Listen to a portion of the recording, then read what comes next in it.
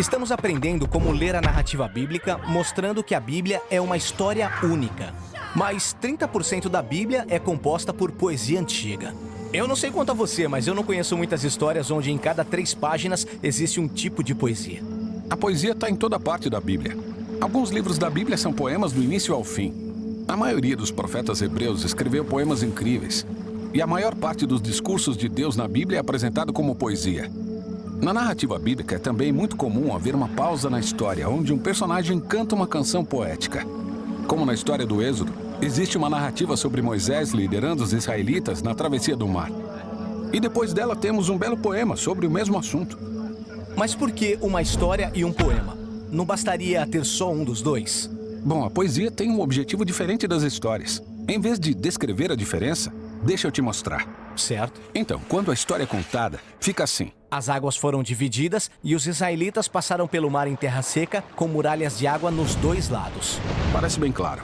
Sim. Quando o poema conta o mesmo evento, fica assim. Senhor, tu sopraste e as águas se amontoaram. As ondas se levantaram como muralhas e o fundo do mar ficou duro como gelo. Uau! Tem uma muralha de águas ondulando e tem as narinas de Deus. Isso é irado. Sim, o poema desperta nossa imaginação usando a arte verbal. E os poetas bíblicos usaram um conjunto de ferramentas específico. É isso que vamos ver agora, a arte da poesia bíblica. A unidade básica de qualquer poema é o verso. Assim, um poema se forma quando juntamos muitos versos. Certo, eu conheço esse tipo de poema. Tem uma métrica e uma cadência. Pá, pá, pá, pá, pá, pá, pá, pá. Tem uma rima, mas os poemas na Bíblia não funcionam assim. Os poemas bíblicos são o que chamamos versos livres. Eles não usam métrica como fazem as poesias tradicionais. E também não usam rima da mesma maneira. Então os poemas bíblicos não têm ordem? Sim, eles têm, mas é um tipo de ordem diferente. Os poemas bíblicos são basicamente estruturados em parelhas. 2 versos curtos, criados cuidadosamente e postos lado a lado. O primeiro verso faz a declaração básica e o segundo a desenvolve. Ele pode fazer isso completando a ideia ou aprofundando-a, com o uso de várias palavras ou imagens ou fazendo um contraste. Então, no início do Salmo 51 você consegue ver isso. Na primeira parelha, o poeta pede que Deus mostre misericórdia e amor. Mas como exatamente? No segundo verso, ele pede perdão pelos seus pecados. Entendo, então esse par de versos mostra uma ideia completa. Exato. O verso seguinte começa com purifica-me, no sentido metafórico. Então o segundo verso oferece uma imagem mais clara, a de um sacerdote no templo purificando coisas para poderem estar na presença de Deus. Certo, então ele está pegando uma imagem e aprofundando o significado. Exato. A terceira parelha começa com a consciência profunda que o poeta tem do seu pecado, seguido de uma descrição externa de onde está o seu pecado.